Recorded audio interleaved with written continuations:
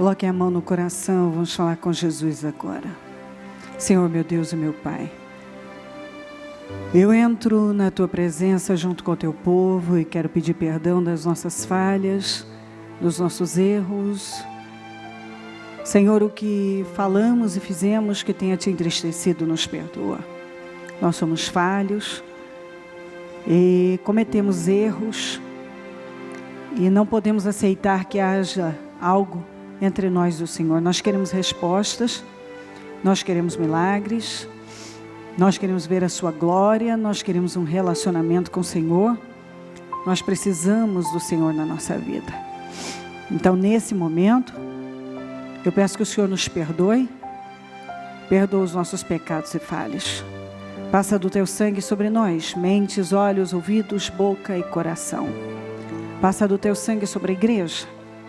Passa do Teu sangue sobre todo o ministério, todos os nossos templos, os nossos líderes, o nosso povo, em todo lugar.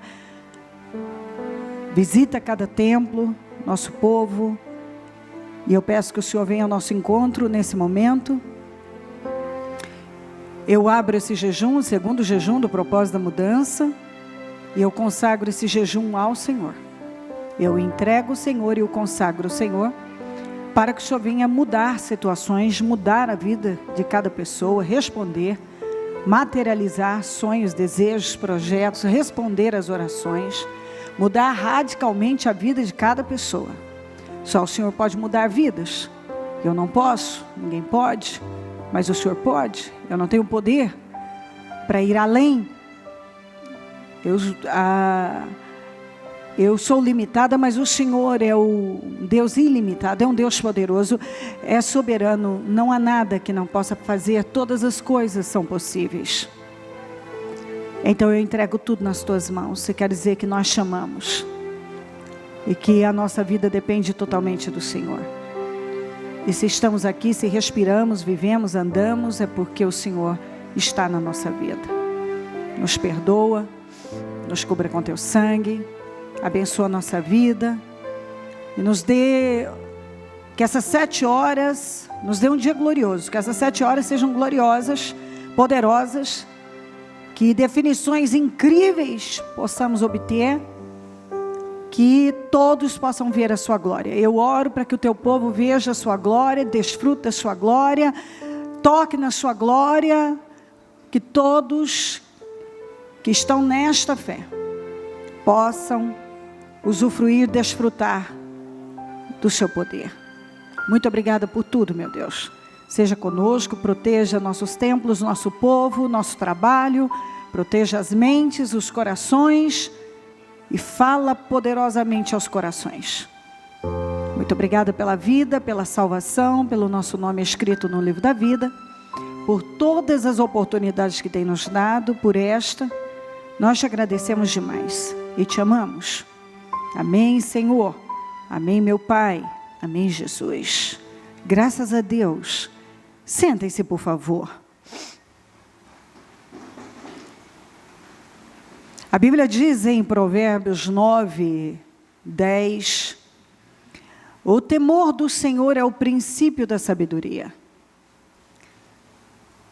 E o conhecimento do santo é entendimento. No Salmo 111, 10 diz assim: o temor do Senhor é o princípio da sabedoria. Todos os que cumprem os seus preceitos revelam bom senso. Todos os que cumprem com os seus preceitos revelam bom senso. O temor do Senhor. Às vezes as pessoas dizem assim: eu amo a Deus, mas não temem a Deus. Muitos dizem: eu amo.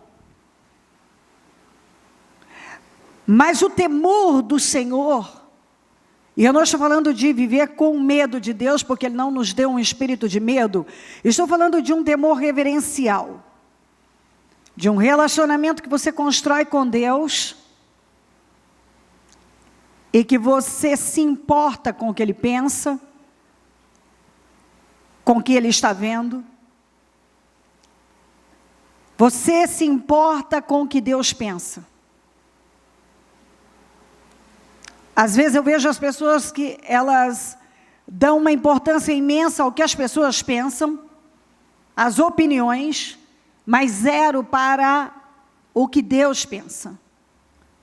E é por isso que as pessoas acabam não tendo vitória na vida, porque você precisa ter um compromisso tão sério com Deus, você precisa temer a Deus, porque a única coisa capaz de nos manter longe do pecado é o temor a Deus.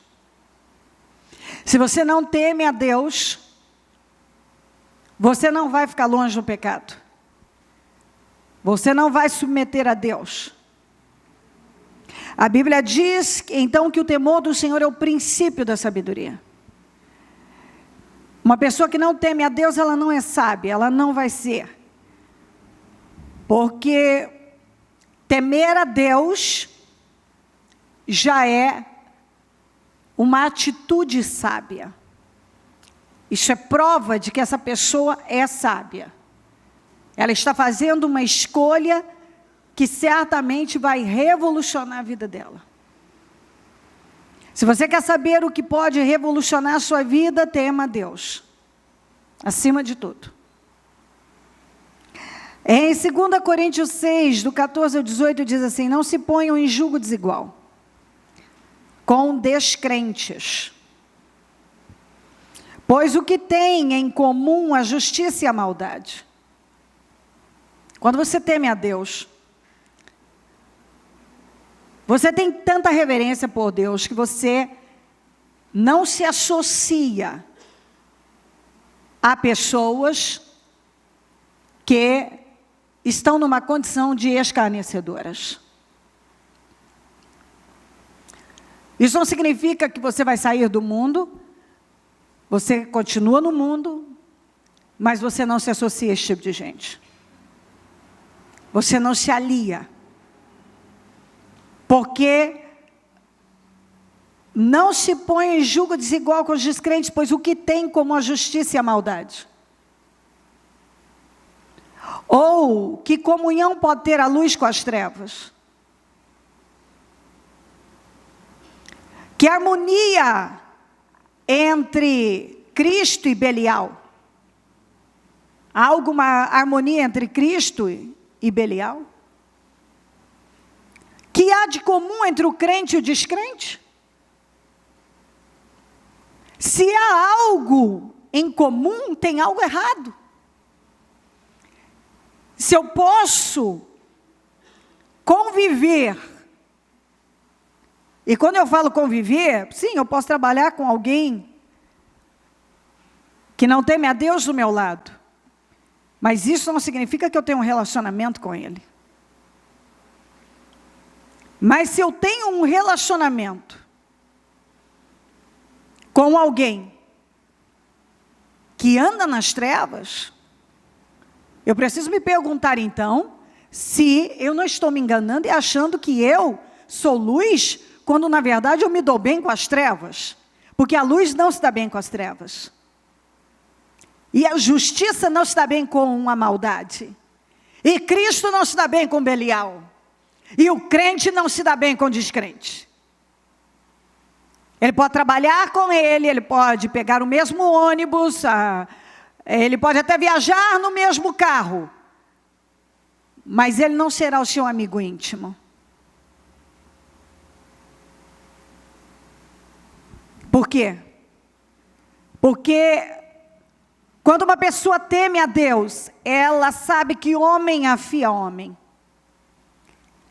E ela persegue a santidade, ela persegue o temor. Ela teme. E ela sabe que ela pode ser influenciada. Ela quer se convencer que ela está influenciando, mas normalmente ela está sendo influenciada. E ela não quer nenhuma influência negativa, algo que possa contaminá-la ou afastá-la da verdade. Que acordo há entre o templo de Deus e os ídolos? Pois somos santuário do Deus vivo. Como disse Deus, habitarei com eles, e entre eles andarei. Serei o seu Deus, e eles serão o meu povo. Portanto, diga comigo, portanto, saiam do meio deles e separem-se, diz o Senhor. Se você realmente teme a Deus, a primeira decisão que você tem que fazer é cortar do seu WhatsApp, é cortar da sua intimidade aquilo que contrasta, aquilo que vai contra a fé que você diz praticar.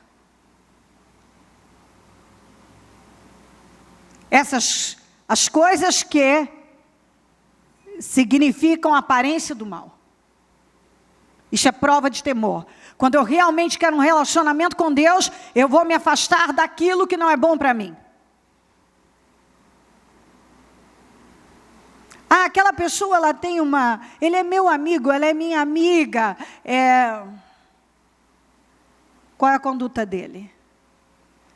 Ele fala palavrões, ele vive aí no mundo, então ele não é para você. Bispa, eu estou com problema aqui, eu estou com problema ali, eu estou pensando aqui comigo que essa não é a palavra certa, sabe? Sim, é a palavra certa, porque as pessoas estão com muitos problemas por causa das escolhas que elas têm feito. Os problemas que você tem é resultado das suas escolhas. Se cada direção que você recebe, você colocar em prática na sua vida, você vai começar a ajustar a sua vida, e vai começar a arrumar a sua vida, e vai começar a ter paz na sua vida. As pessoas estão sem paz, estão sem alegria, estão cheias de problemas, estão quebradas, por causa das péssimas escolhas. E uma das escolhas que as pessoas fazem é se relacionarem com as pessoas erradas.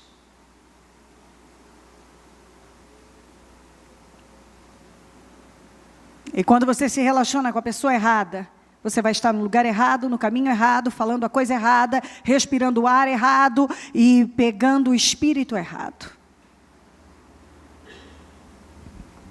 Portanto, saia do meio deles e separem-se. Saiam do meio deles e separem-se. Diz o Senhor, não toquem em coisas impuras. Não toquem em coisas impuras e eu os receberei. Você quer que Deus te receba e abençoe a sua vida? Para de tocar em coisas impuras. Tudo que você sabe que é impuro, para de ver coisas impuras. Para de ouvir coisas impuras. Para de falar coisas impuras. Para de se relacionar com a impureza. Se afasta das coisas impuras. Para de tocar em coisas impuras.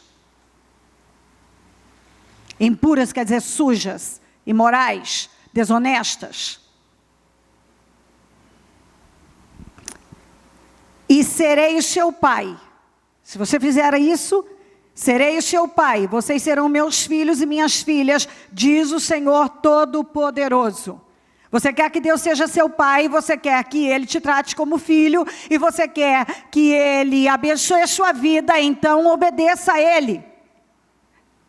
Tema ao Senhor. Em 2 Coríntios 7:1 diz assim, amados, visto que temos essas promessas, e são muitas, purifiquemo-nos de tudo o que contamina o corpo e o espírito, aperfeiçoando a santidade no temor de Deus. Purifiquemo-nos. O que mais nós precisamos é disso. É de purificação.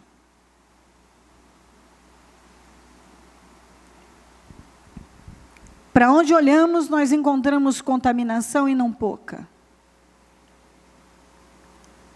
E Deus tem nos levado para um padrão alto. Ele tem nos convidado a termos um padrão alto.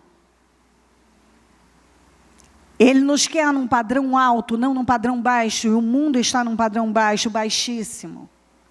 A mentalidade mundana é baixíssima. O padrão mundano é baixíssimo. Os assuntos do mundo são muito baixos em relação ao que as exigências da palavra.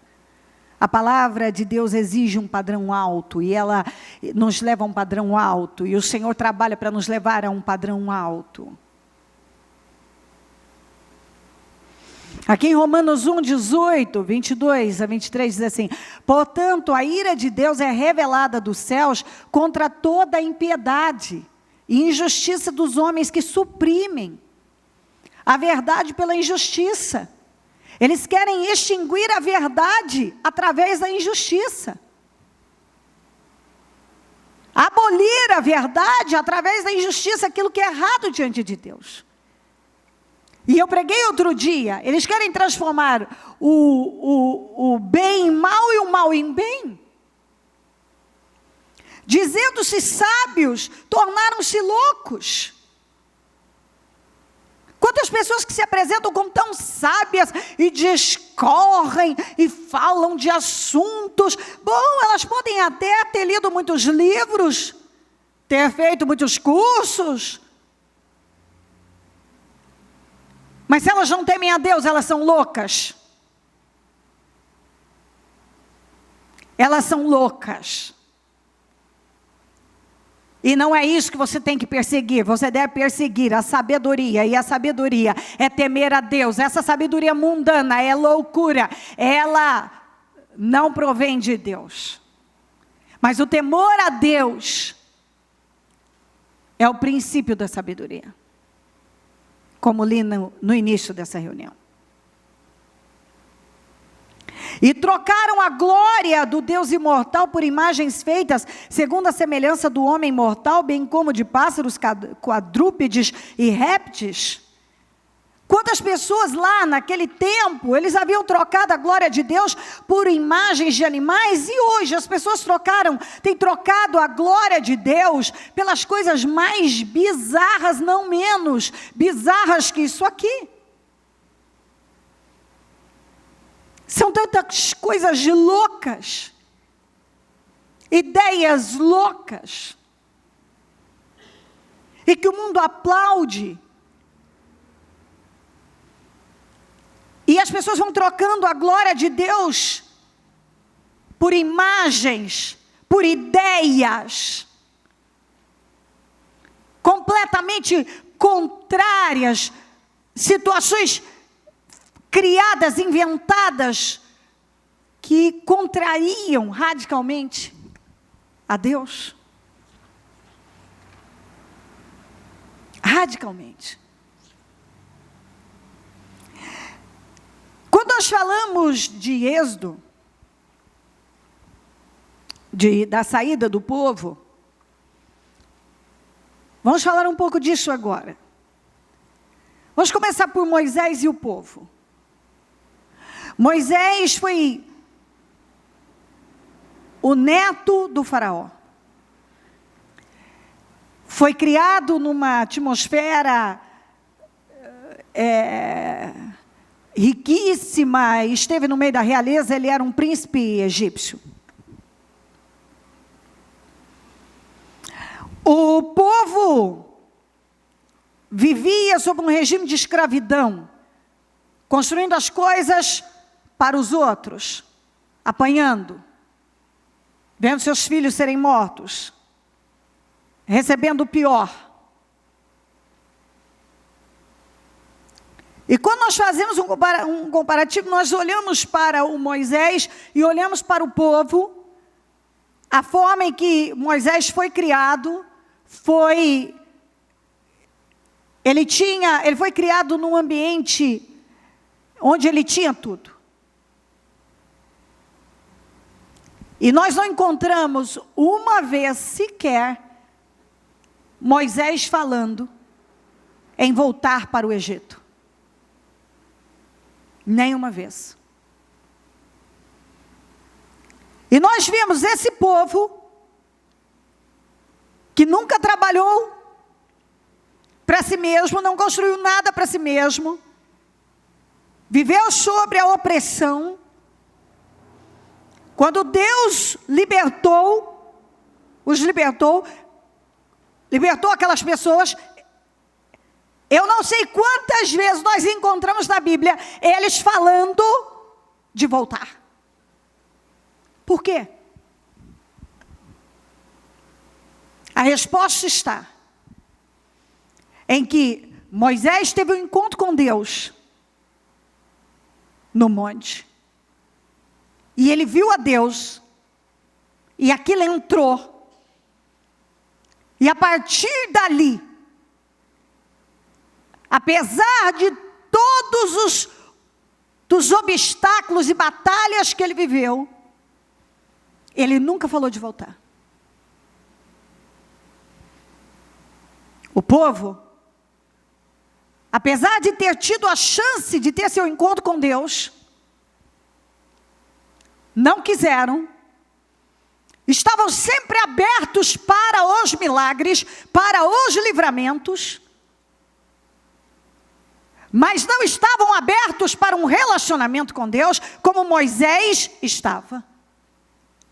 Sendo assim, apesar de terem vivido uma vida miserável, escrava no Egito, falaram diversas vezes de voltar para o mesmo lugar onde eles adquiriram marcas, porque foram açoitados, onde eles foram escravizados, humilhados, onde eles trabalharam para os outros, e ainda assim eles queriam voltar para lá. Por quê? Porque nunca quiseram um relacionamento com Deus. Eles estavam prontos para os milagres, mas não estavam prontos para um relacionamento com Deus. E isso acontece nos dias de hoje mais do que nunca. As pessoas perseguem os milagres, elas estão abertas para os milagres, elas querem os milagres, mas elas não querem um relacionamento com Deus. Apesar de terem oportunidade para isso, elas rejeitam o relacionamento com Deus, mas continuam perseguindo a abertura do Mar Vermelho, o maná que vem todo dia. Eles querem todos os acontecimentos milagrosos, mas não querem um relacionamento com Deus. E quando você não tem um relacionamento com Deus, você não vai temer a Deus. E você vai estar sempre escolhendo o caminho de volta. E o caminho de volta é o pior caminho. O lugar onde foi o pior tempo da sua vida, o diabo vai te enganar e vai mostrar para você que lá ainda era melhor. Quando você tem um encontro com Deus, você pode ter saído do melhor lugar do mundo, que você agora teme a Deus, conhece a Deus, e você diz, aquele não é o meu lugar, aqui é o meu lugar. Você não fala de voltar. Você não fala de desistir. Você só fala de desistir quando você ainda não teve um encontro com Deus. Porque quando você tem um encontro com Deus, você, ainda que você tenha saído de um lugar melhor, de um lugar grandioso, como saiu Moisés, você não quer voltar para lá. Mas quando você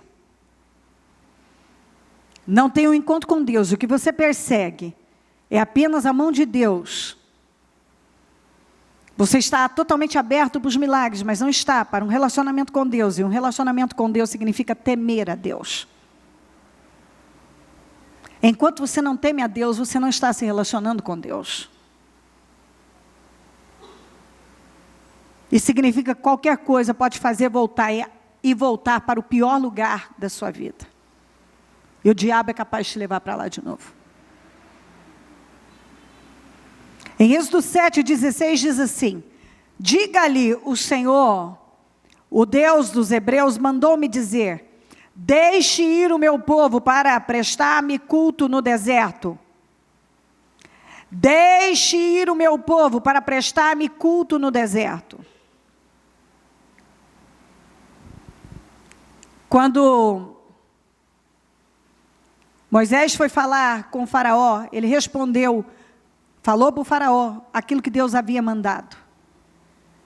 Ele não disse, deixe o meu povo ir para que eu possa levá-lo à terra, uma terra esplêndida e que mana leite e mel. Ele disse, deixe o meu povo ir para prestar culto no deserto. do que antes de Deus nos colocar na nossa terra prometida. Nós precisamos prestar culto a Ele. Então você não encontra Moisés pedindo para levar o povo para a terra prometida, mas para levar ao deserto para prestar culto ao Senhor. Porque primeiro o povo tinha que conhecer a Deus. Primeiro o povo tinha que temer a Deus. Primeiro o povo tinha que se relacionar com Deus. E então, esse povo viveria coisas ainda maiores. Ou seja, teria a terra. Mas primeiro tinha que ir no deserto cultuar o Senhor. Eles tiveram essa chance. Mas eles não quiseram. A saída do Egito é a mesma coisa, tipifica a nossa saída do mundo. Então nós fomos tirados do mundo. E agora nós somos levados a um relacionamento com Deus. Eles estavam sendo levados a um relacionamento com Deus. Nós estamos sendo levados para um relacionamento com Deus. E nós precisamos nos relacionar com Deus. Primeiro nós precisamos construir um relacionamento com Deus. É o primeiro passo. Primeiro construímos um relacionamento com Deus. Primeiro o povo sai e vai para o deserto cultuar o Senhor. Não foi dito, deixe o meu povo ir para que eu leve a terra. Uma terra que eu preparei para ele. Não foi isso. Deixe o meu povo ir prestar culto a mim. Então a primeira coisa que tem que acontecer quando você sai desse mundo é prestar culto a Deus. E esse prestar culto não é vir só na igreja e você canta, bate palmas, ouve uma palavra, vai embora e o seu estilo de vida é o mesmo. Não, agora o seu estilo de vida é outro. A prova de que você realmente está cultuando o Senhor na sua vida é da hora que você levanta até a hora que você vai deitar. A prova em que você está prestando culto ao Senhor é quando você teme ao Senhor. Você teme ao Senhor de todo o seu coração. E as escolhas que você faz ao longo do seu dia são todas com temor reverencial. E então o Senhor pode realizar todas as promessas, Ele pode colocar na terra que mana leite e mel. Então hoje, nos nossos dias, Ele pode nos abençoar com todas as promessas e nos colocar no céu.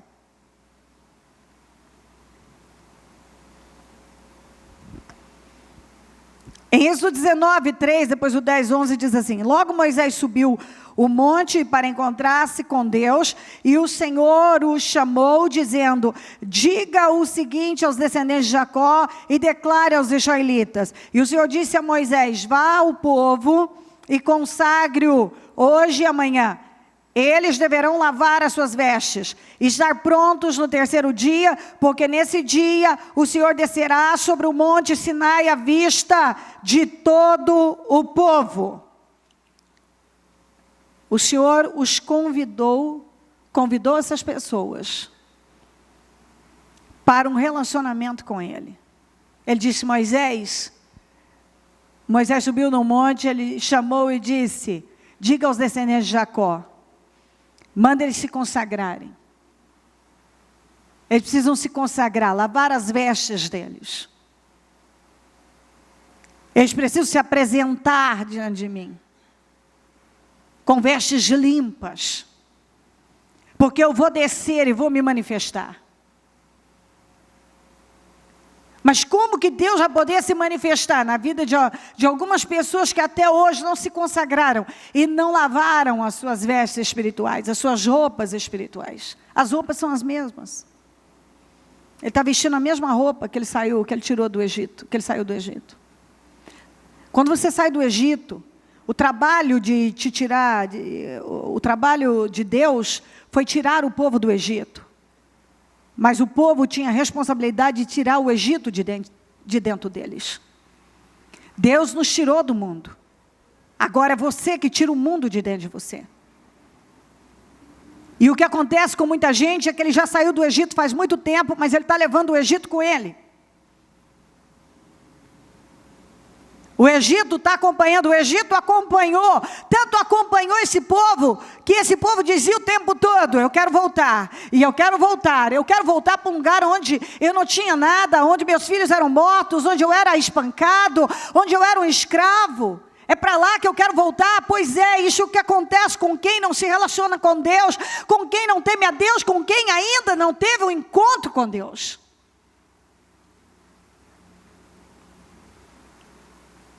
Deus o tira do Egito, mas ele não tira o Egito de dentro dele. O Egito continua lá. Para onde ele vai, ele leva o Egito.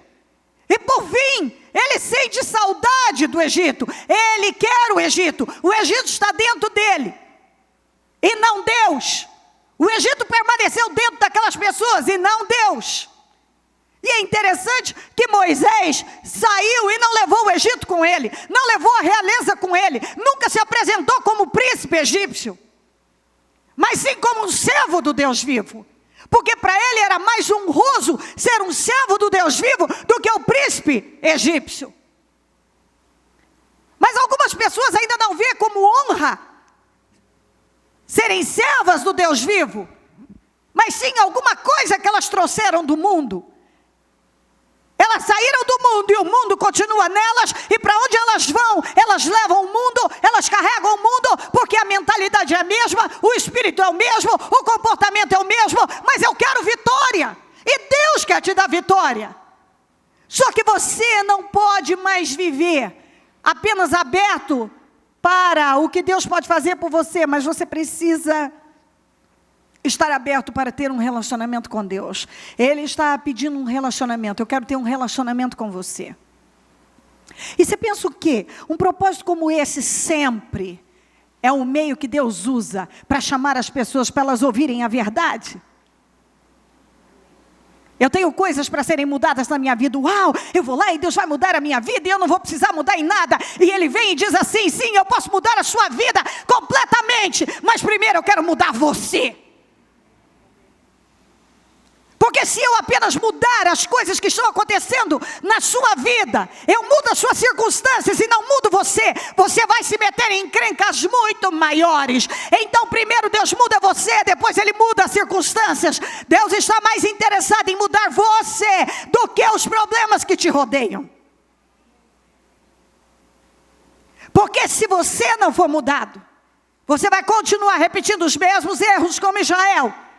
E vai acabar morrendo num deserto seco, com a promessa da terra prometida, tendo visto a terra prometida, e nunca vai morar lá.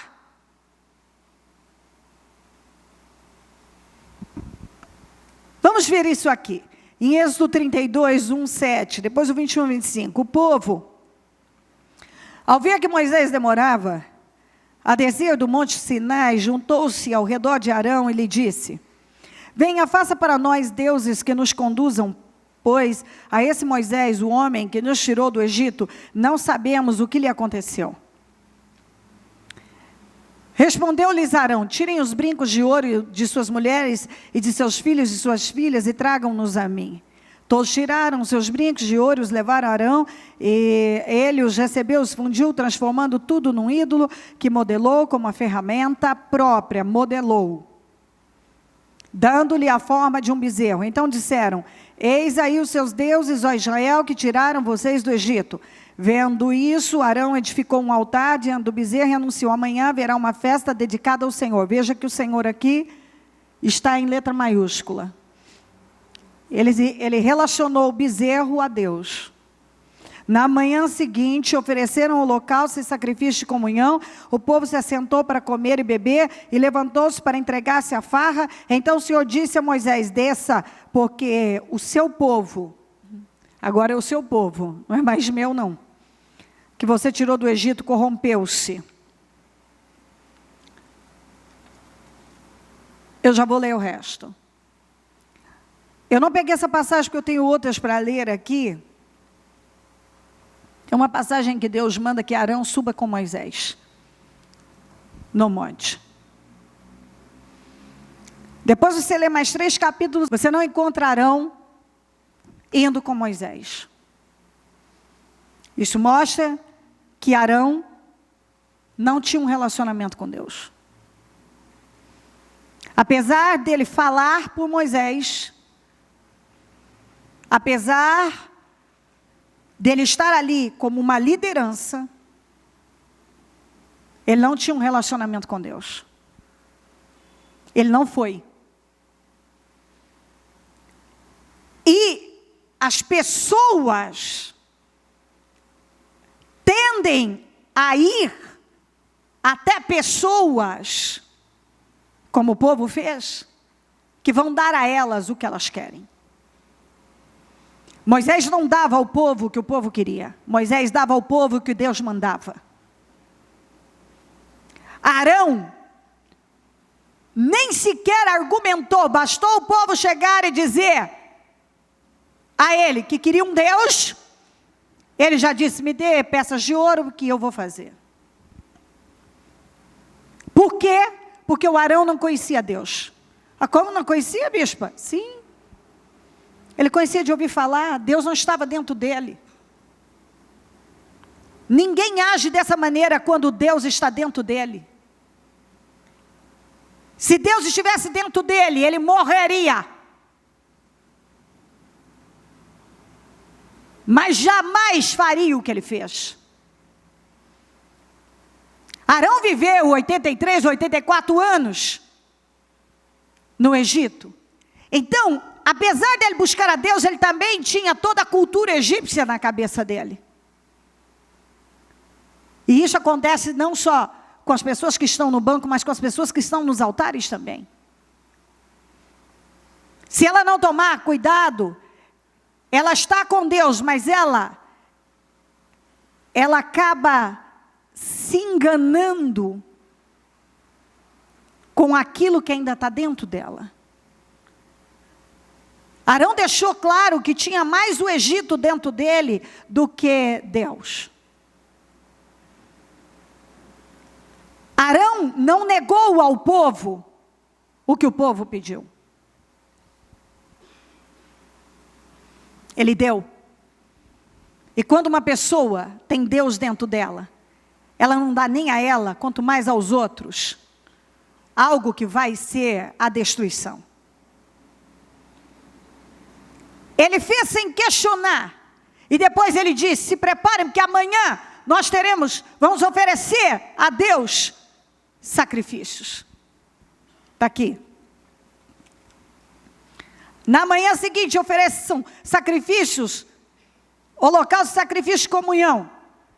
E ele falou, amanhã haverá uma festa dedicada ao Senhor. Ele colocou um bezerro e relacionou aquilo a Deus. Ele não sabia que aquilo não tinha nada a ver com Deus? Sabia, mas sabe quando uma pessoa passa por cima daquilo que ela sabe, e ela mesma quer se enganar, que aquilo sim pode ter alguma coisa relacionada a Deus?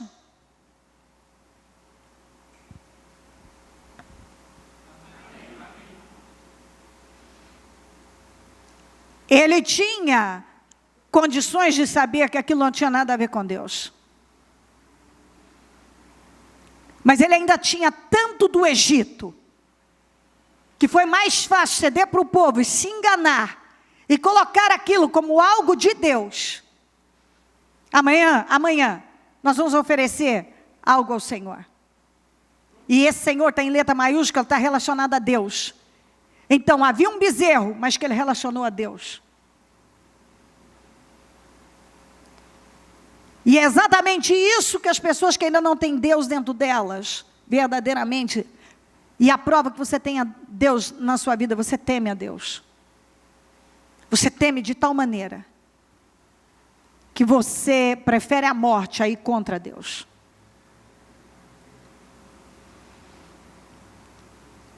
Podem arrancar tudo de você, mas não arrancam aquilo que está dentro de você. Pois ele deu, fez, De repente Deus vem e diz: desça depressa, Moisés. O povo se corrompeu muito rápido. Por que o povo se corrompeu tão rápido? Porque o povo tinha apoio para isso. Já havia algo dentro daquele povo, e ainda havia um líder que tinha mais do Egito do que de Deus. E que deu ao povo o que o povo queria. E quando você dá ao povo o que o povo quer, o povo vai se corromper mais rápido ainda.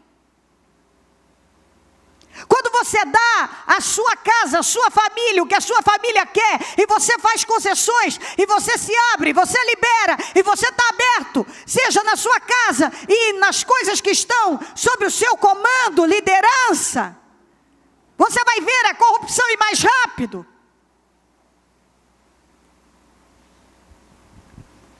E o Senhor disse: desça depressa, porque esse povo se corrompeu. Quando Moisés chegou, encontrou aquele povo totalmente desequilibrado. Porque é isso que o pecado faz, ele desequilibra você mentalmente e emocionalmente. Ele desequilibra o seu físico, ele desequilibra a sua vida, ele faz da sua vida uma bagunça. Toda pessoa que vive num pecado e não teme a Deus, a vida dela é uma bagunça, o financeiro dela é uma bagunça, a família dela é uma bagunça, ela é uma bagunça, tudo na vida dela está bagunçado. No 21, e perguntou a Arão: que fez esse povo a você para que o levasse a tão grande pecado? Olha o que Moisés falou para ele: o que esse povo fez? Quer dizer, porque o que você fez, dando a eles o que eles pediram, foi a destruição deles. Isso é prova de que você queria acabar com eles. O que esse povo te fez para você levar levá-lo a um tão grande pecado? Respondeu Arão: não te enfureças, meu senhor. Tu bem sabes como esse povo é propenso para o mal. Desconversou, dissimulado. Prova de quem não tem temor. Não tem temor e ainda tem um espírito de covardia, porque na hora dele admitir: não, eu fui fraco, não, porque eu não temia o Senhor, não, porque o Egito ainda está mais, eu tenho mais do Egito em mim, mais dos deuses egípcios do que do Deus vivo. Ele jogou para o povo: não, a culpa é do povo. Mas foi ele que fez. E olha o que ele disse: eles me disseram: faça para nós deuses que nos conduzam, pois não sabemos o que aconteceu com esse Moisés, o homem que nos tirou do Egito. Então ele disse: quem tiverem fez de ouro, traga-os para mim. E o povo trouxe-me o ouro e o joguei no fogo e surgiu esse bezerro. Ele mentiu. Ele mentiu, ele disse que aquilo tinha surgido do nada. É o que muita gente faz. Esse povo é propenso ao mal mesmo, é propenso para o mal, e assim, aconteceu assim. Isso aqui eu fiz realmente, eu pedi os enfeites, o ouro, mas daí eu joguei no fogo, eu não sei, sabe, uma coisa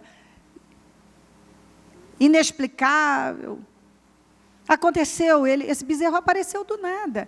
Mentira, a Bíblia diz que ele usou uma ferramenta para modelar o bezerro. Ele tinha uma ferramenta própria. Por que ele levou uma ferramenta para modelar ídolos? Por que ele não se desfez da ferramenta de modelar ídolos?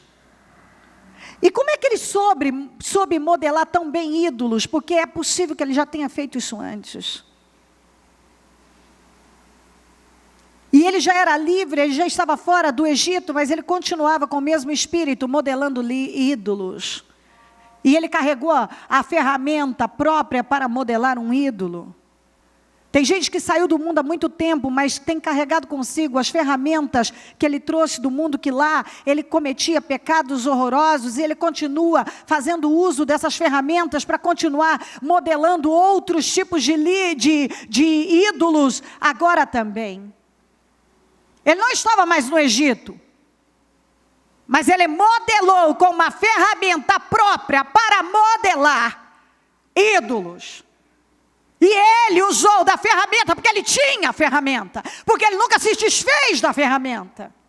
E ele modelou tão fácil o bezerro. Por quê? Porque ele sabia modelar. E você não faz uma coisa tão rápido assim, se você não tiver experiência. Isso significa que ele não havia quebrado hábitos que ele tinha adquirido no Egito. Ele continuava fazendo uso de coisas que eram abomináveis e que não cabia no tempo em que eles estavam vivendo. Aliás, não cabia nem lá. Quanto mais agora, caminhando para a terra prometida. Como é que você vai chegar no céu? Como é que você vai ter uma vida abençoada se você dá às pessoas o que elas querem, se você dá a você o que você quer e não se nega nada, se você continua carregando a ferramenta de modelar ídolos, ídolo pode ser qualquer coisa que te afasta de Deus. Se você pode modelar tão rápido, você pode montar, fabricar um ídolo rapidinho. Alguns não se desfizeram das suas ferramentas mundanas. As ferramentas que você usava para o pecado, você ainda usa hoje. As estratégias, os argumentos. Como aqui Arão, as mentiras. Arão mentiroso, e Arão era um líder, mas era um mentiroso. Arão era um líder, mas não tinha consideração nenhuma com o povo. Arão era um líder, mas carregava com ele uma ferramenta de modelar ídolos. Arão era um líder, mas sabia modelar rapidinho um ídolo. Arão era um líder, mas rapidinho modelou um ídolo e botou o povo em encrenca espiritual.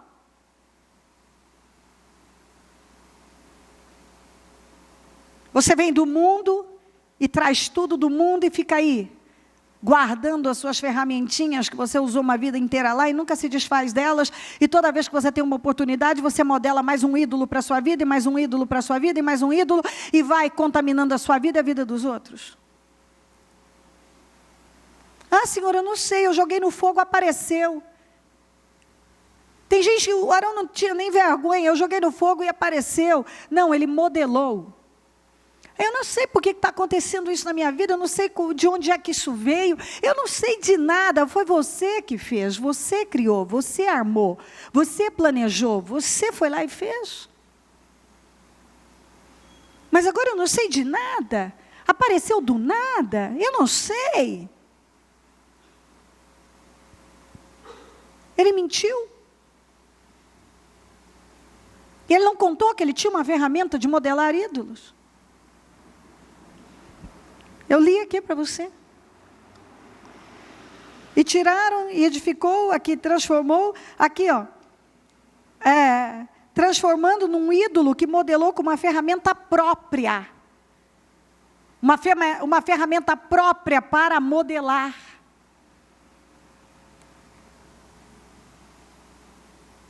Alguns ainda carregam as suas ferramentas mundanas.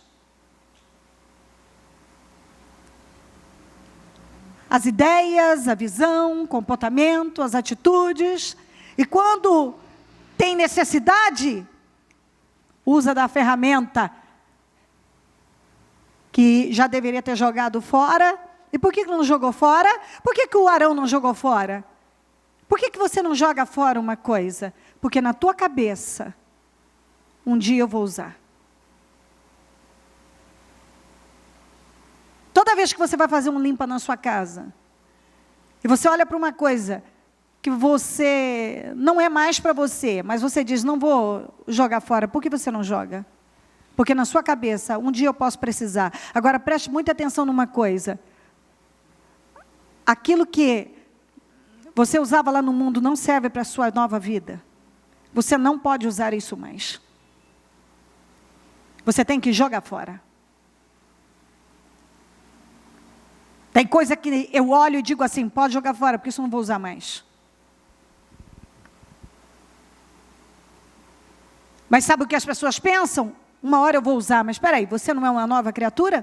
Você não está caminhando para a terra prometida? Você já não saiu do Egito? Você já não saiu do mundo? Por que você precisa dessa ferramenta?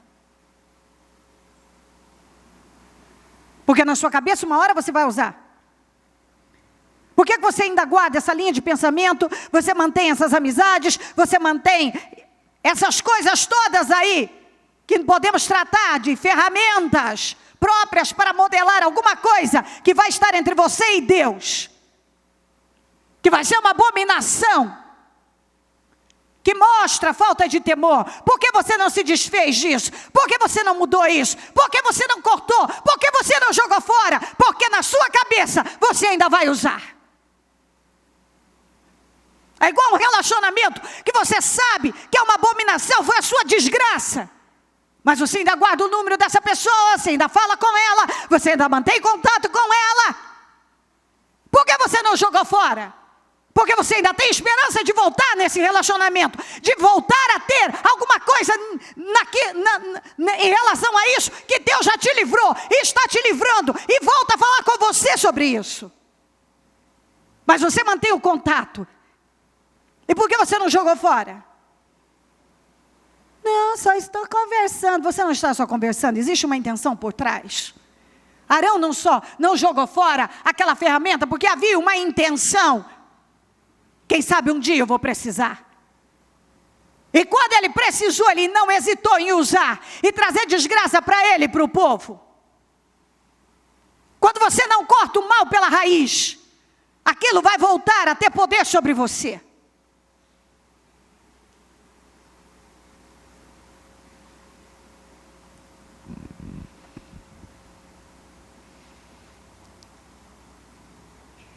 Moisés viu que o povo estava desenfreado e que Arão o tinha deixado fora de controle, tendo se tornado objeto de riso para os seus inimigos.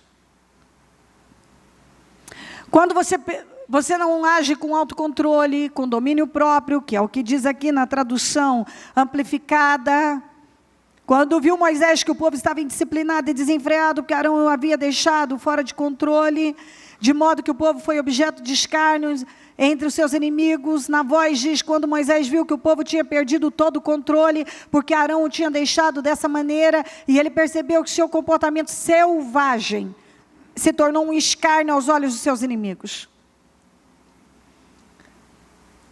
O que aconteceu com esse povo? Quando se desequilibrou e cedeu para o pecado, para a falta de temor, se tornou um objeto de zombaria. Todas as nações diziam, mas esse não é o povo do Deus Todo-Poderoso? Mas esse aí não é o povo lá que tem um Deus grande, um Deus forte? É o que dizem hoje, mas esse aí não é o crente? Ele não é crente? Ele não é evangélico? Ele não vai na igreja tal? Nossa, todo domingo ele está na igreja, ele faz isso, ele age assim, sem contar a bagunça que passa a estar a vida da pessoa, uma vida derrotada. A pessoa passa a ter uma vida tão derrotada que as pessoas dizem, nossa, mas você vai tanto na igreja, a sua vida é essa derrota? Você está todo dia na igreja, eu vi você indo nos jejuns, você fazendo isso e aquilo, e a sua vida não vai, rapaz. Que é isso? Sua vida não vai. Mas por que não vai? Porque talvez essa pessoa não sabe, mas você e Deus sabem. Que tem coisas que não estão corretas. Você tem vivido sem controle, sem temor. E quando uma pessoa vive sem controle, sem temor, a vida dela vai ser uma bagunça e ele vai se tornar um objeto de zombaria, de vergonha. Vergonha para a família, vergonha para o evangelho, vergonha para o reino de Deus, vergonha para as pessoas. Ele vai ser uma vergonha. Dizer que é cristão se torna uma vergonha. Porque as pessoas vão cobrar, as pessoas cobram dos crentes uma postura, e quando esse crente não tem uma postura correta. É isso que dizem, é aqui, ó, ele se torna um objeto de escárnio entre os seus inimigos.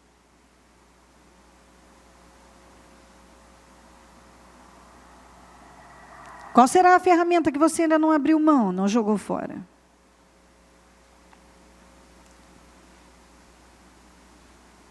Deus tem nos chamado para um relacionamento com Ele.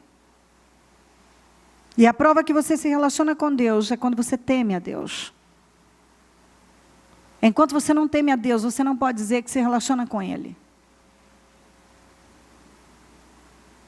A Bíblia diz em Salmos 25:14, o segredo do Senhor é para os que o temem, e Ele lhes fará saber o seu conserto. Arão representa o crente, ou até mesmo uma pessoa que se apresenta como líder, seja ele pastor, bispo, presbítero, sei lá o quê, que tem atitude ímpia, de ímpio. Arão é o Moisés é o servo fiel, mas Arão representa aquela pessoa que é totalmente carnal e não teme a Deus. Moisés e o povo, Moisés, mesmo tendo saído de uma atmosfera gloriosa, nunca quis voltar para lá, porque ele teve um encontro com Deus. E Israel, mesmo tendo saído do pior lugar, do pior tratamento, sempre falou de voltar para lá, porque não teve um encontro com Deus. Você não vai esquecer isso.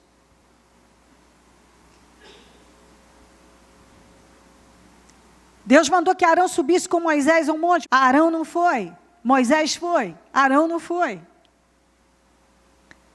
Porque Arão, nós não vimos tão desejoso de ter um relacionamento com Deus. Nós vemos Moisés sedento por um relacionamento, ele temia a Deus, mas Arão não. E agora, deixa eu falar para encerrar, que eu não posso deixar de falar isso aqui, sobre Abraão e Ló. Abraão representa aquele cristão reverente, temente, disposto a tudo para viver para Deus e agradar a Deus. E Ló representa o carnal, o ímpio. Quando você tem um relacionamento com Deus, você passa a ter uma amizade com Deus. Olha que coisa forte em Gênesis 18, 16 a 19, depois do 23 a 26, que fala quando Deus ia destruir Sodoma e Gomorra. Olha o que Deus falou aqui, vamos lá. 16, quando os homens se levantaram para partir, avistaram lá embaixo Sodoma, e Abraão os acompanhou para despedir-se. Então o Senhor disse, vamos juntos? Esconderei de Abraão o que estou para fazer? Eu vou destruir Sodoma e Gomorra e eu não posso esconder isso de Abraão. Abraão é meu amigo e eu não tenho segredos com ele. Uau! Abraão é meu amigo. Eu tenho um relacionamento com Abraão e eu não posso esconder, foi Deus que falou, eu não posso esconder isso de Abraão. Abraão será o pai de uma nação grande e poderosa, e por meio dele todas as nações da terra serão abençoadas. Pois eu o escolhi para que ordene aos seus filhos e aos seus descendentes que se conservem no caminho do Senhor, fazendo o que é justo e direito, para que o Senhor faça vir a Abraão o que lhe prometeu. Não, eu não posso esconder desse homem.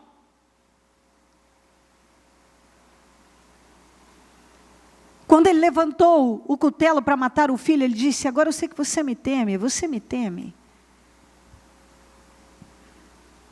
E porque você me obedeceu, porque você tem temor, eu vou cumprir com pontos e vírgulas na sua vida. Abraão é meu amigo, eu não posso esconder dele o que estou pronto, prestes a fazer. E sabe o que é louco? Ló também se dizia de Deus e servir a Deus. Só que ele representa esse cristão que não tem relacionamento com Deus. E sabe o que ele escolheu para a vida dele? O que Ló escolheu, o que a maioria escolhe. Ele escolheu um lugar que parecia tão bom, tão agradável.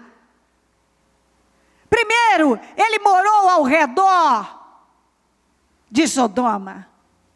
Logo ele já estava morando dentro de Sodoma, porque é isso que acontece quando você vai para perto do pecado, logo você estará no meio do pecado.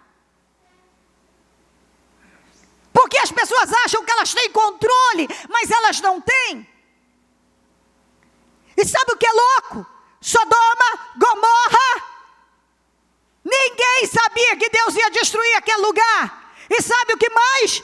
Ló, que se dizia ser de Deus, também não sabia. E você sabe por que ele não sabia? Porque ele não tinha intimidade com Deus. Quando você não tem intimidade com Deus, você não sabe o que vai acontecer. As coisas não são reveladas. A sua vida está seguindo sem o controle e a direção de Deus.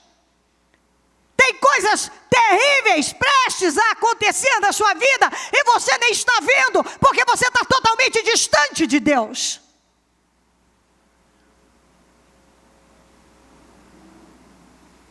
Mas vai ver se Deus disse, não posso esconder isso de Ló. Não, ele disse, não posso esconder de Abraão, porque Abraão é meu amigo. Abraão tem intimidade comigo. Aqui o segredo do Senhor para os que o temem. Deus vai revelar os segredos dele para quem teme a ele. Quando você não teme a Deus, ele não é obrigado a te revelar nada, a falar nada com você. Porque você não dá crédito a ele. E aí, sabe o que acontece? Eu só busco a Deus quando eu tenho um problema. Você vai viver cheio de problemas a vida toda. Porque Deus nos convida a um relacionamento com ele. Do Abraão não vou esconder, agora o Ló. E você sabe como que o Ló foi salvo? Quando Abraão intercedeu. Abraão intercedeu. Foi a oração, foi a intercessão de Abraão que fez com que aqueles anjos tirassem Ló de lá. Porque ele mesmo nem sabia da destruição que aquele lugar ia sofrer. Isso é triste. Você diz que serve a Deus e não sabe nada, porque nada pode ser revelado a você, porque você não teme a Deus. E quando uma pessoa não teme a Deus, ela não sabe nada. Mas quando ela teme a Deus, é isso aqui, eu esconderia, eu não vou esconder do meu amigo Abraão. Esconderia de Abraão que estou para fazer? Não. Com Abraão, eu não posso tratar o Abraão do mesmo jeito, o Abraão é diferente. Ló não está nem aí, está morando no lugar do pecado, está no meio dos pecadores, não toma uma decisão na vida dele, não se relaciona comigo, mas Abraão não, Abraão levanta altares, Abraão está esperando por mim, Abraão está pagando o preço, está resistindo, Abraão me teme. Abraão tem renunciado, tem sacrificado. E sabe o que é interessante? Olha o que Abraão falou. Deus aceitou o que o Abraão falou. 23, Abraão aproximou-se dele e disse, exterminarás o justo com o ímpio? E se houver 50 justos na cidade, ainda destruirás e não pouparás o lugar por amor aos 50 justos que nele estão? Longe de ti fazer tal coisa, matar o justo com o ímpio? Tratando o justo e o ímpio da mesma maneira, longe de ti não agirá com justiça o juiz de toda a terra. Respondeu o Senhor, se eu encontrar 50 justos em Sodoma, pouparei a cidade toda por amor deles, por amor a eles. E aí foi para 45 e foi descendo até chegar a 10, mas em Sodoma e em Gomorra não tinha nem 10 justos. Por isso foi destruída, porque se tivesse 10 justos, Deus não tinha destruído. E por amor a Abraão, Deus mandou os anjos para livrar Ló com a família. Mas Abraão sabia, Ló não sabia. Teoricamente os dois serviam o mesmo Deus, mas Abraão temia a Deus, Ló não temia a Deus. Sodoma, os ímpios não sabiam que aquela cidade seriam destruídas, e nem o suposto justo Ló sabia. Porque ele estava no meio dos ímpios. Como é que você vai saber dos segredos de Deus se você está no meio da multidão? Você está lá como um deles. Você diz que não faz o que eles fazem, mas você está no meio.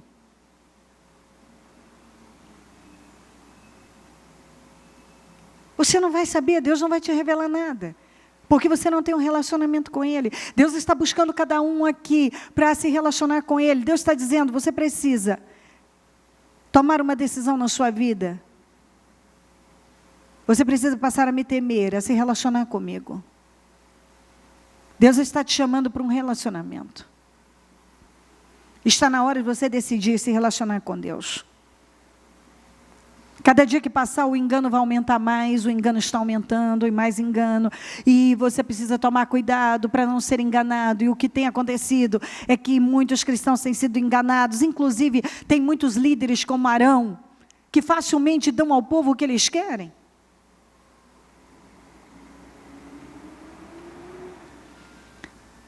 Mas cada pessoa tem que perseguir o temor do Senhor, o temor do Senhor. É preciso temer a Deus, é necessário temer a Deus. A única coisa capaz de te afastar do pecado é o temor a Deus. E para você temer a Deus, você precisa se esvaziar e se encher dele a cada dia, a cada dia, a cada dia. Você precisa passar a ter um relacionamento com ele, ouvi-lo.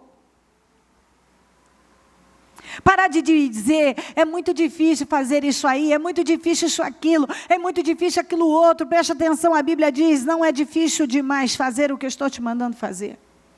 Está escrito, tem uma palavra para isso, que responde aos que gostam de dizer, é muito difícil. Acontece que se você não se submeter, você vai passar a sua vida aberto aos milagres, mas jamais a um relacionamento com Deus. Isso significa que você nunca vai chegar a um lugar realmente seguro e estável. A sua vida nunca vai progredir verdadeiramente. Deus é amoroso, é misericordioso, Ele pode te dar uma solução, a definição de uma coisa, mas você nunca vai andar em vitória. Tem muita diferença de você receber uma cura ou a resposta para alguma coisa e você andar em vitória, ter uma vida construída. E Deus tem chamado cada pessoa para isso, para andar em vitória, mas nós só andamos em vitória quando buscamos a Deus verdadeiramente, quando queremos, desejamos ardentemente um relacionamento com Ele. Quando estamos abertos para um relacionamento e não apenas para os milagres como o povo de Israel estava. O povo estava. E sempre essas pessoas estavam abertas às coisas grandiosas de Deus. Mas pergunta se eles estavam abertos a um relacionamento com Deus. Você precisa estar aberto para um relacionamento. Talvez você está totalmente aberto para que Deus defina toda a sua vida. Mas Deus está dizendo, isso não é nada para mim, o que eu quero. E eu posso te dar muito mais do que você está me pedindo. É que você se relacione comigo, que você me tema. Se você estiver aberto a um relacionamento, eu vou fazer muito mais do que você está me pedindo. Coloque-se em pé, por gentileza.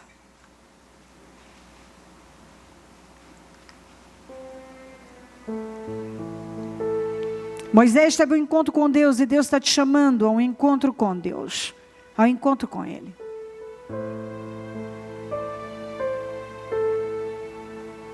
Deus está te convidando a ter um encontro com Ele.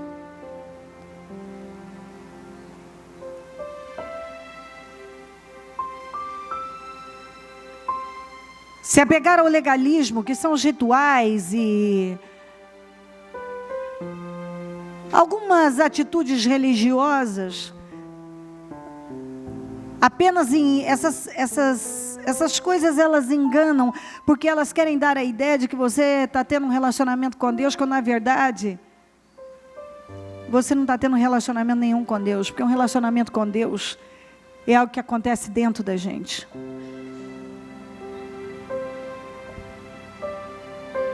Não tem a ver com o cumprimento de uma regra, ou me apresentar ou falar de um jeito.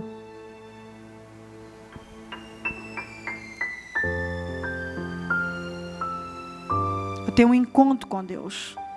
Eu agora temo a Deus. Eu não posso viver sem Deus. Eu não posso cometer tal coisa porque me importa a presença de Deus. Eu não quero desentristecer a Deus. Eu não quero me afastar de Deus. O que Deus pensa pesa mais do que qualquer coisa na face da terra. Pesa mais do que a mim mesmo. E é isso que Deus está falando com cada um de nós. E se você entender isso, é transformador. Coloque a mão no seu coração. Vamos, abra o seu coração. Fale com Deus agora. Você precisa ter essa disposição de falar com Deus. precisa ter essa disposição de falar com Deus. Fala com Deus.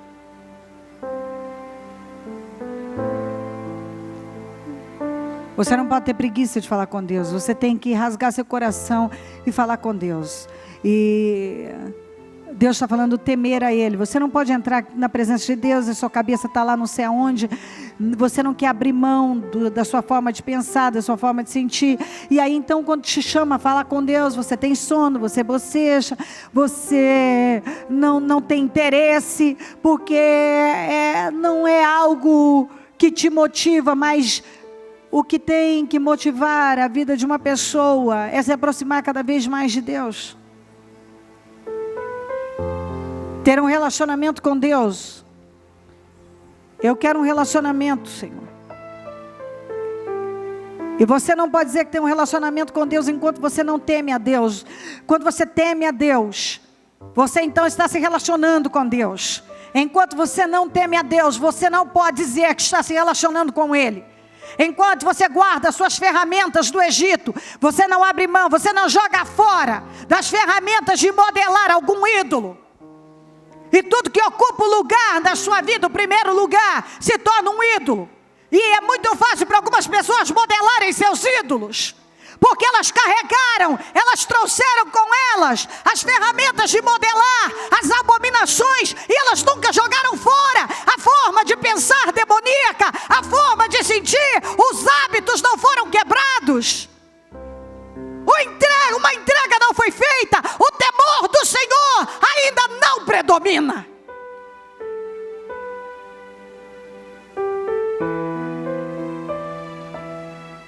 Moisés quis um relacionamento com Deus, o povo não quis. Abraão quis um relacionamento com Deus, Ló não quis.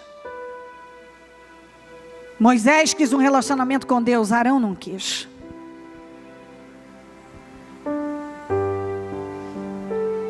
Ele queria sim a posição de falar, ele queria a posição de sacerdote, ele queria a posição, ele queria,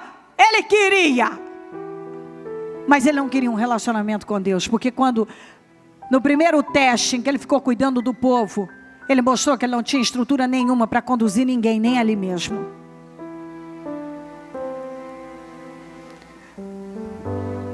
Em nome de Jesus, eu falei segunda-feira, ignorância é uma escolha. Você pode rejeitar o que você está ouvindo aqui. Você pode não estar dando importância, sua cabeça está não sei aonde, mas você nunca vai poder dizer para Deus que não foi pregado para você. E você que está aí na internet também, você que está nas igrejas também, você que está aí nas igrejas também, você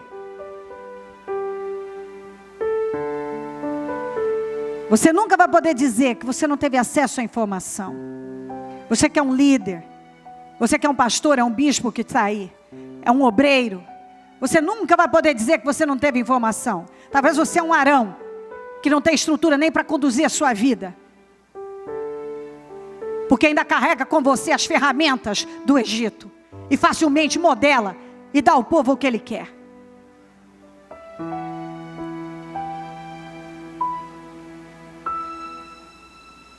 Deus está chamando para um relacionamento com Ele. Jesus está voltando. E se você diz que é difícil demais temer a Ele, você vai ficar.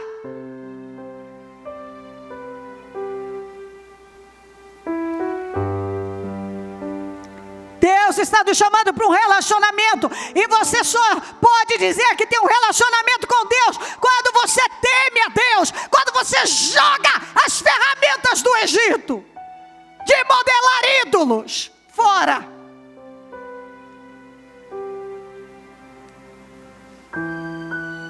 E essas ferramentas podem ser tantas coisas.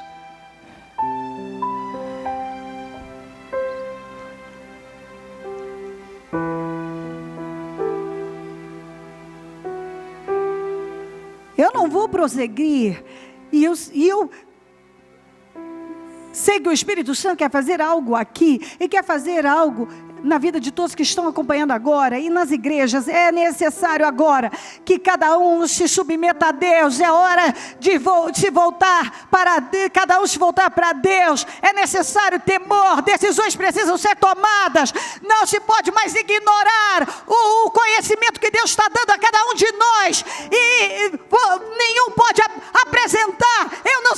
disso ou daquilo. Muitos que estão dizendo isso eu não sabia. Um dia foi pregado, mas a cabeça dele não estava no lugar certo. E aí você vai perdendo tempo, vai perdendo vida, vai perdendo vitórias, e uma hora pode perder até a sua salvação. O que vamos fazer agora?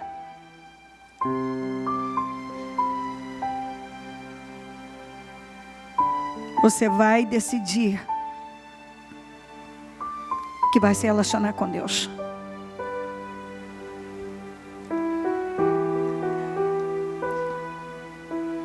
E a prova dessa decisão é que a partir de agora eu vou temer a Deus.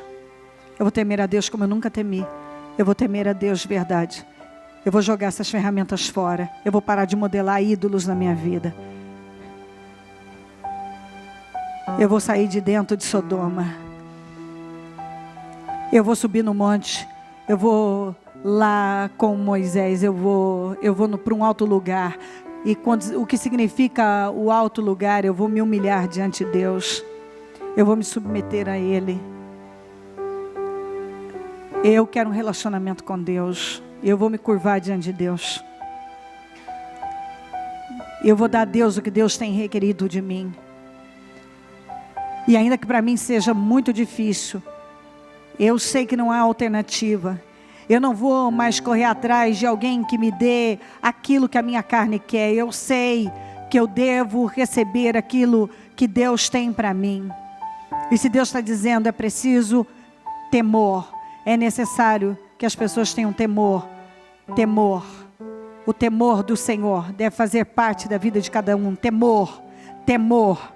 Temor, o temor. Eu corto isso porque eu temo a Deus. Eu corto isso porque eu temo a Deus. Eu corto isso porque eu temo a Deus. Eu vou parar com isso porque eu temo a Deus. Eu vou me submeter a isso porque eu temo a Deus. Eu vou cortar aquilo da minha vida porque eu temo a Deus. Eu vou me render àquilo outro porque eu temo a Deus. Eu vou falar a verdade porque eu temo a Deus. Eu vou fazer o que é preciso porque eu temo a Deus. Temor do Senhor. Eu posso tratar essa reunião, o nome dela, temor do Senhor. O temor do Senhor é o princípio da sabedoria. Temor. Diga temor do Senhor. Temor de Deus. O temor do Senhor é o princípio da sabedoria. Diga o temor do Senhor. Eu preciso temer ao Senhor. Temor de Deus precisa existir na minha vida. Temor de Deus. E não significa ter medo de Deus. Significa reverenciar a vontade de Deus. E me submeter à vontade de Deus. Em nome de Jesus. Então, antes de nós apresentarmos as nossas necessidades a Deus, rasga seu coração. E diga isso a Deus. Eu não sei o que precisa ser arrancado, o que representa essa ferramenta, o que tem te afastado, eu não sei, mas você recebeu aqui através da palavra condições para saber muito bem o que fazer, como agir, como tomar decisões na sua vida. Então é o que Deus está falando com você agora. Então tem que sair da sua boca. Tem que sair da sua boca. Eu estou tomando decisão aqui agora, Senhor. Eu frequento tal lugar, não vou frequentar mais. Eu ainda mantinha uma amizade com tal pessoa, não vou manter mais. Eu ainda mantinha contato, eu estou apagando do meu celular, do meu e-mail, da minha caixa e-mail, eu estou cortando da minha vida essa situação, essa pessoa, esses hábitos, eu ainda fazia isso. Talvez você ainda costuma como Ló. Você vai para lugares onde você sabe que Deus não habita, onde há homens extremamente perversos. Talvez você tenha na sua casa coisas que você sabe que são terríveis aos olhos do Senhor. Talvez você sabe que tem no seu computador, que tem no seu celular, que tem na sua vida.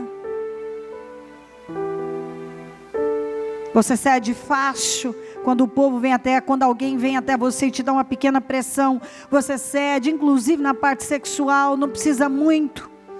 Você está cedendo, você não consegue dizer não, você não diz não.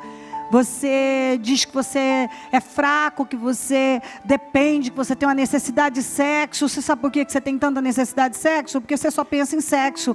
Porque toda vez que você pensa numa coisa, você vai atrás dela. Pensa nas coisas que são de cima, nas coisas grandiosas de Deus, que você não vai mais ter a cabeça nisso. Essa história, essa mentalidade de que eu sou mais do que os outros, sabe? Eu tenho uma necessidade sexual maior do que a de todo mundo. É conversa fiada.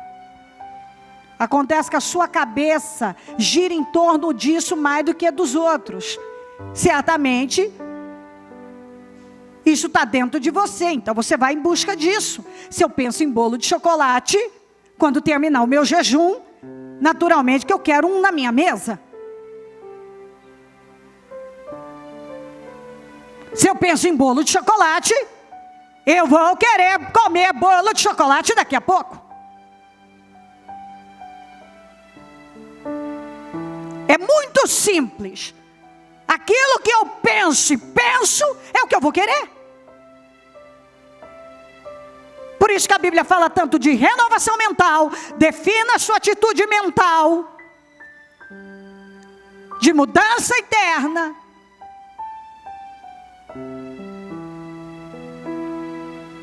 Exatamente isso.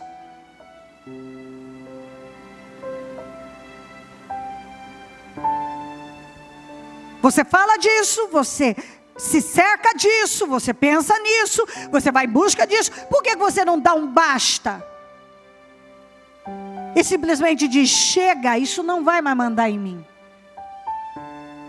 Se é o cigarro que manda em você, chega. Se é a bebida que manda em você, chega. Se é remédio controlado que manda em você, chega. Se é sexo que manda em você, chega. Se é a mentira que manda em você, chega. Se é a covardia que manda em você, chega. Quando você decidir dar um basta, acabou. É uma decisão. Tudo que você tem que fazer é tomar uma decisão e perseguir a coisa certa agora. Essa história é acima das minhas forças, porque eu não consigo, é demais para mim. É tudo conversa fiada, porque a Bíblia diz que Deus nos deu domínio próprio, autocontrole. Ele nos deu, você tem domínio próprio, está escrito na Bíblia. É só você usar o que Deus te deu. Você pode usar, você pode simplesmente dizer, chega, eu até hoje fui dominada por isso.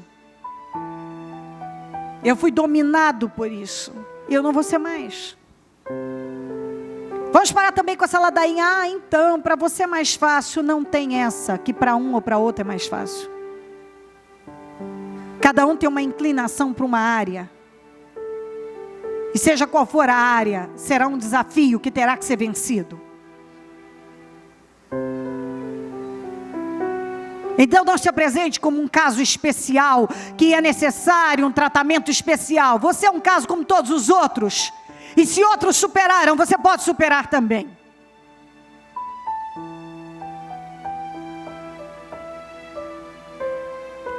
Pessoas que vivem vazias, saem em busca de sempre de mais alguma coisa.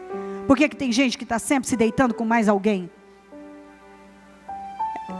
É porque ela está tão vazia de Deus, que ela se deixa levar pela solidão, pela carência, e peca contra Deus, e aquilo nunca preenche, e precisa ir com mais alguém, e com mais alguém, com mais alguém, com mais alguém, e nunca preenche, e precisa tomar mais alguma coisa, e beber mais alguma coisa, e se envolver com mais alguma coisa, e ver mais alguma coisa, e ver mais um filme, e se entreter mais em alguma coisa. E sabe o que é isso? Falta de Deus, falta da presença de Deus, falta do temor a Deus, falta da presença do Senhor no interior.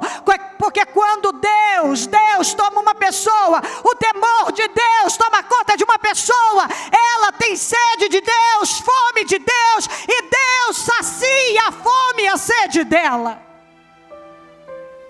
E ela não se sente sozinha, nem frustrada, e nem abandonada, e nem triste, nem deprimida. Muito pelo contrário, ela tem uma vida que todos aqueles que talvez estão rodeados de um monte de coisas não têm.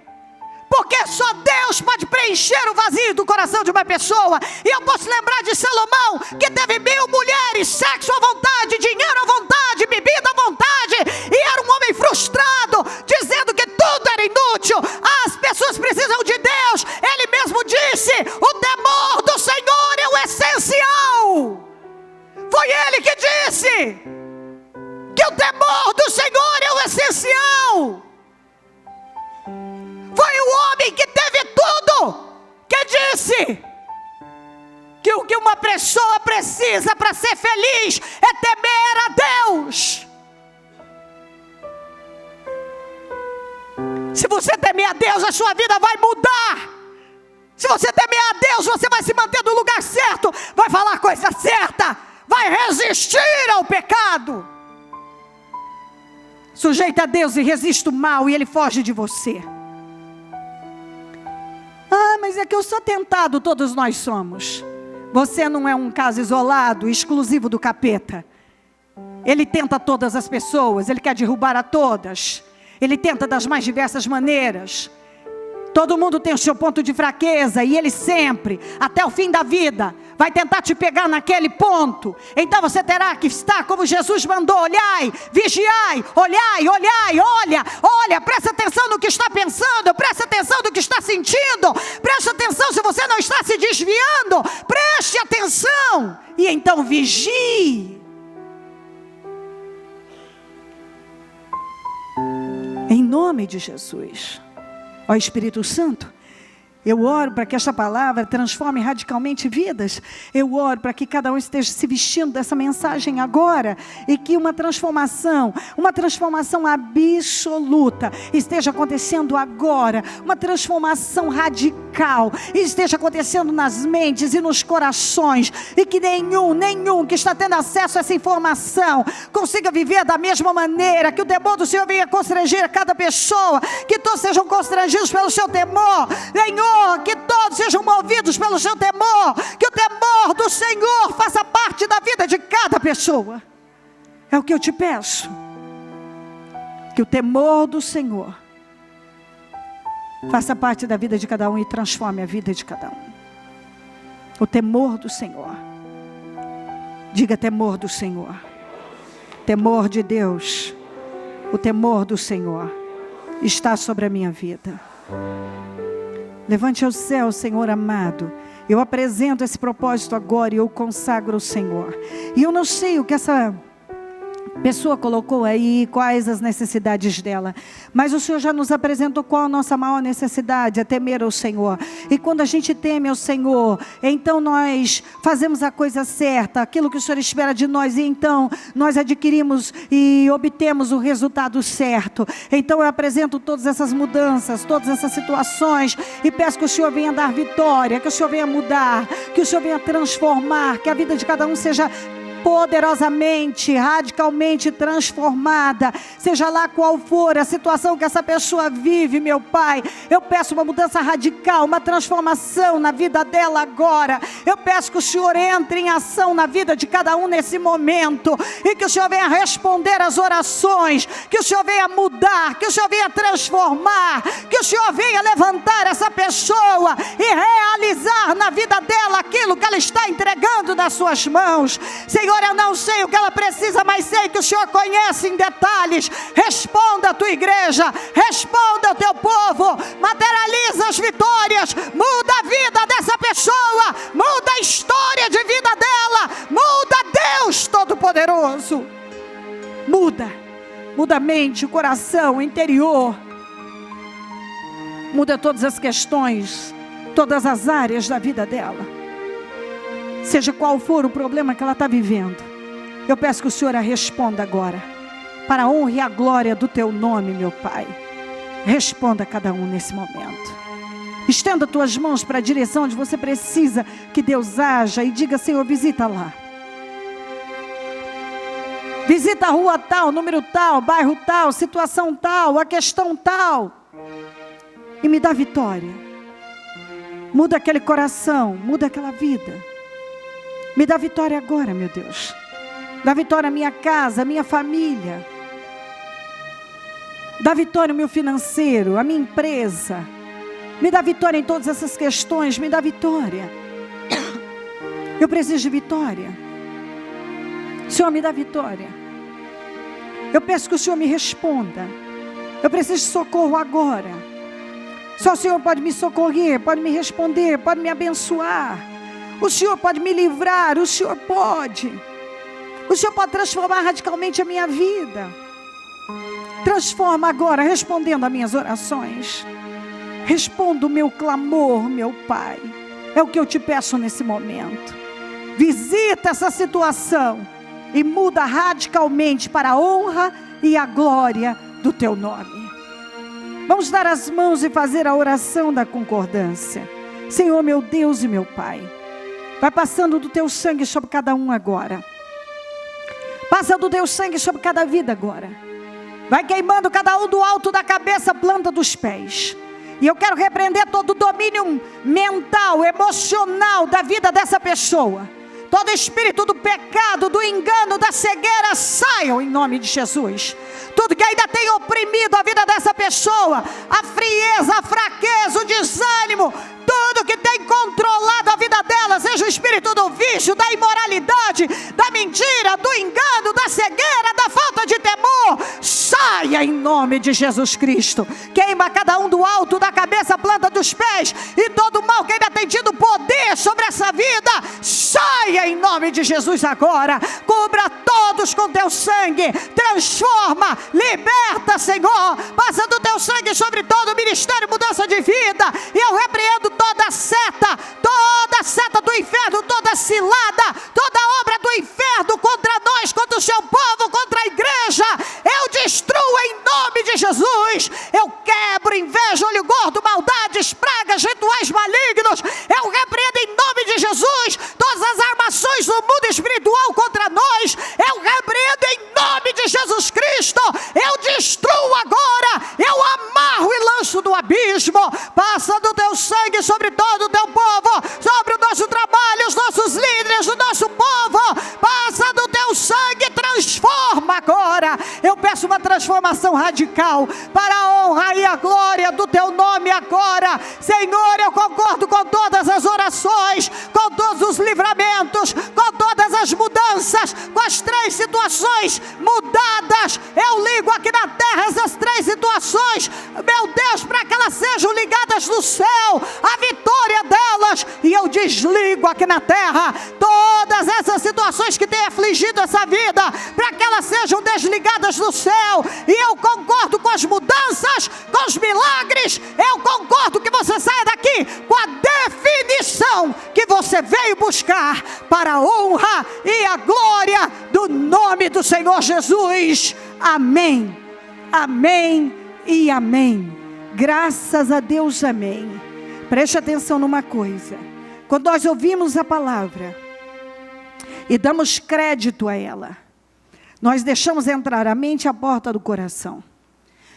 Quando você deixa a palavra entrar e descer, quando você deixa entrar, e você toma uma decisão na sua vida, ali você está mudando radicalmente o curso da sua vida. Você já está dando condições para Deus agir não apenas em uma área, mas em todas as áreas, em toda a sua vida. Uma decisão pode revolucionar a sua vida. Tome decisões em Deus. Tema Deus. Coloca isso como seu objetivo principal. Eu vou perseguir o temor do Senhor, eu vou temer a Deus. Custe o que custar, eu vou temer a Deus. Eu vou fazer o que é certo em Deus. Eu vou resistir. Eu vou temer a Deus. Eu quero ser uma pessoa sábia, porque eu sei que só de eu temer o Senhor, ainda que eu não saiba nem escrever o meu nome, o fato de eu temer a Deus já me faz a pessoa mais sábia. Tema Deus. Não se deixe levar pela contaminação desse mundo. Teme a Deus.